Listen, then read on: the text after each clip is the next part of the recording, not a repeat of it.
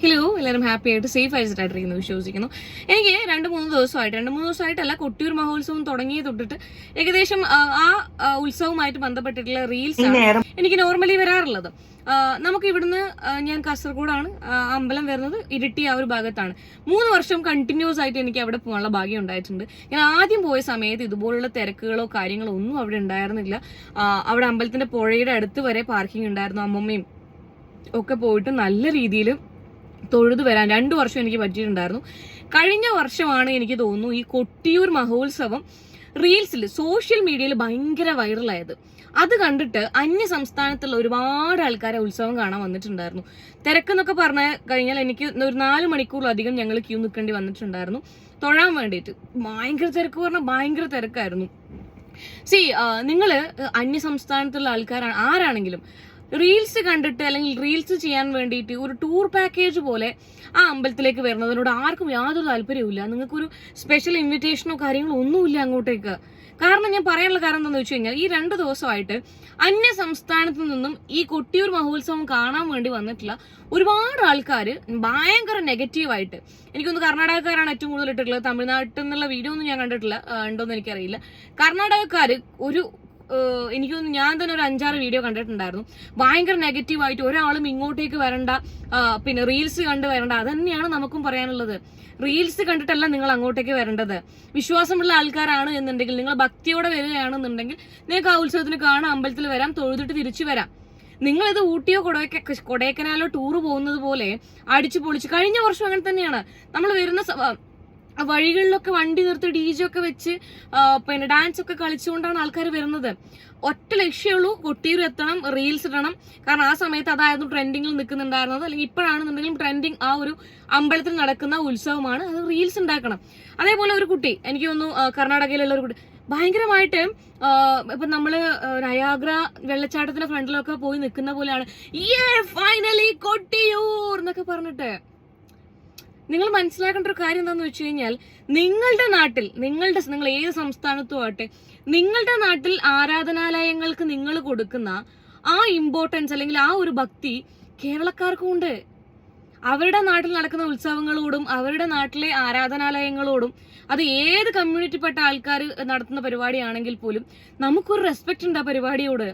നിങ്ങളിത് റീൽസ് ചെയ്യാൻ വേണ്ടി അവിടെ വന്നിരുന്നിട്ട് wow Kottiyoor finally I have reached എന്നൊക്കെ പറഞ്ഞ ഭയങ്കര അലറലും കാര്യങ്ങളൊക്കെ.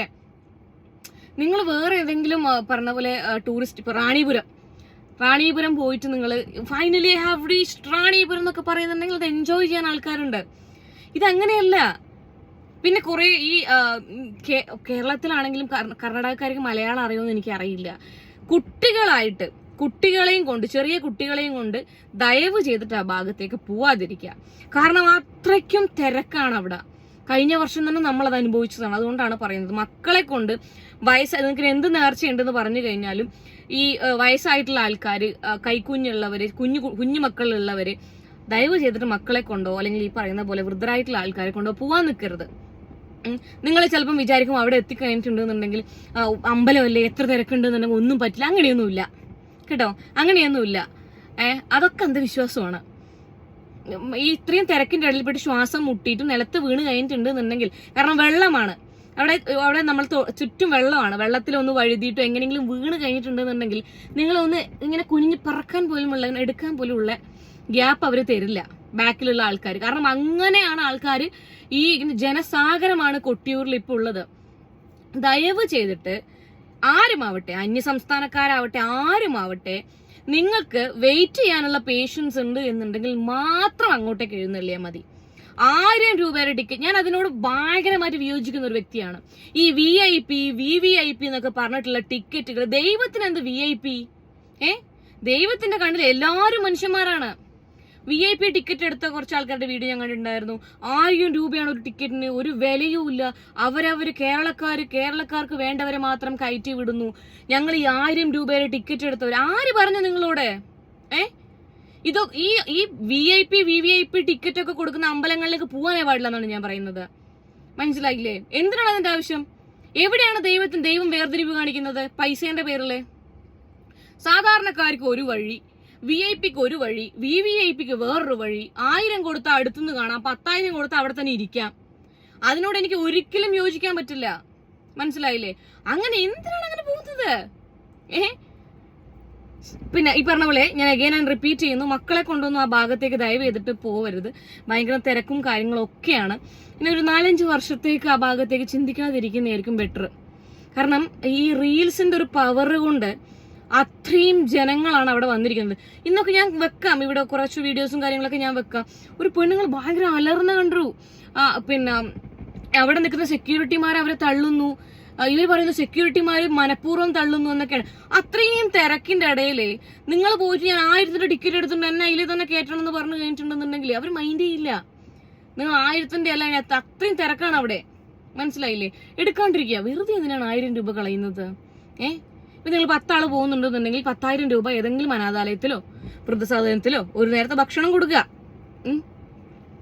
നിങ്ങൾ ഒരു സന്നിധിയിൽ തൊഴാൻ പോയിട്ടുണ്ടെങ്കിൽ വെയിറ്റ് ചെയ്ത് പോവുക. കാരണം റീൽസിൽ തന്നെ വളരെ കൃത്യമായി അവർ അപ്ഡേറ്റ് ചെയ്യുന്നുണ്ട്, തിരക്കാണ് അവിടെ, തിരക്കാണ് എന്നുള്ളത്. പിന്നെ എന്തിനാണ് കെട്ടി എഴുന്നള്ളുന്നത്? കേരളക്കാരെ ഭയങ്കരമായിട്ട് പിന്നെ കേരളക്കാരുടെ പിന്നെ അമ്പലങ്ങൾ ഇങ്ങനെയാണോ, ആനയാണോ, ചെരങ്ങയാണോ എന്നൊക്കെ ചോദിച്ചിട്ട് ഒക്കെ കുറെ പേര് വീഡിയോ ചെയ്തിട്ട് കണ്ടു. ഒരാൾ പോലും ഇവിടെ വരാൻ ഇനി പാടില്ല എന്നൊക്കെ. പിന്നെ ഈ അവിടുത്തെ കമ്മിറ്റി അല്ലെങ്കിൽ അതിന്റെ ഇത് നിയന്ത്രിക്കുന്ന ആൾക്കാരോടാണ്, നിങ്ങൾക്കൊരു പരിധി വെച്ചൂടെ?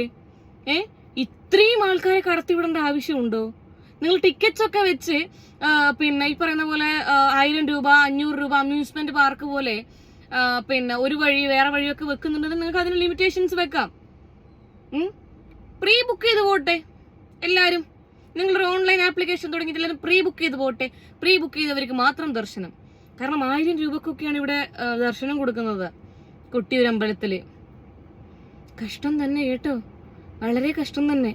അപ്പൊ ഇനി പോകുന്നുള്ള ആൾക്കാര് ക്യൂ നിൽക്കാനുള്ള സമാധാനം ഉണ്ടെങ്കിൽ മാത്രം പോവുക. രണ്ടാമത്തെ കാര്യം, അത് മറ്റുള്ള സംസ്ഥാനത്തുള്ള ആൾക്കാരെ മാത്രം ഞാൻ പറയുന്നില്ല. കഴിഞ്ഞ വർഷം ഞാൻ അവിടെ കണ്ണുകൊണ്ട് കണ്ടതാണ്. ഈ വർഷവും ഞാൻ കുറെ വീഡിയോസ് ശ്രദ്ധിച്ചിട്ടുണ്ടായിരുന്നു. നിങ്ങൾ കൊണ്ടുപോകുന്ന സാധനങ്ങൾ അവിടെയും അവിടെ പുഴയുടെ സൈഡിലും ആടെയിടിയും നിങ്ങൾ ഉപയോഗിച്ച തോർത്ത്, ഡ്രസ്സ്, ഇന്നോവേഴ്സ് ഒക്കെ അവിടെ തന്നെ ഞാൻ കണ്ടിട്ടുണ്ട്. കഴിഞ്ഞ വർഷവും അവിടെ തന്നെ ഇട്ടിട്ട് പോവരുത് ദയവ് ചെയ്തിട്ട്. ഇത് വൃത്തിയാക്കൽ തന്നെയായി പണി. ഇവരെ ഉപയോഗിച്ച തോർത്തും പിന്നെ ഇവർ ഉപയോഗിച്ച ഡ്രസ്സും ഇന്നോവേഴ്സ് ഒക്കെ അവിടെ ഇട്ടിട്ട് പോകും. അതാരും എന്തൊന്നും ഞാൻ പറയുന്നില്ല.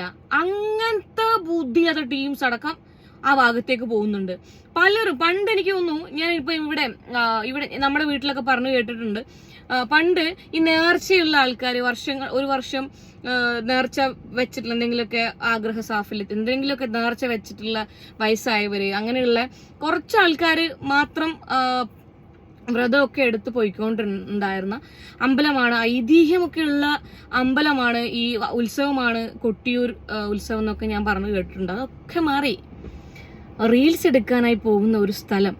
ടൂർ പാക്കേജ് ഒക്കെ ഉണ്ട് കൊട്ടിയൂരേക്ക്. അത് നിങ്ങൾ കണ്ടിട്ടുണ്ടായിരുന്നോ? ടൂർ പാക്കേജ് ഒക്കെ എടുക്കുന്നുണ്ട്. എല്ലാം ഭയങ്കര ഡിഫറെന്റ് ആയിട്ടാണ് നടന്നു പോകുന്നത് ഇല്ലേ? എന്ത് തന്നെയായാലും ബി വെരി കെയർഫുൾ.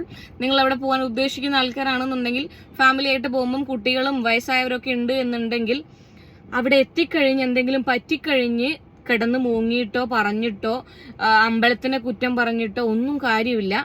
ഭയങ്കര തിരക്കാണ് അവിടെ. പോകുന്നവർ സൂക്ഷിക്കുക. പിന്നെ അതർ സ്റ്റേറ്റിലുള്ള ആൾക്കാരോടാണ്, അതൊരു ടൂറിസ്റ്റ് പ്ലേസ് അല്ല. Kottiyoor temple is not at all a tourist place.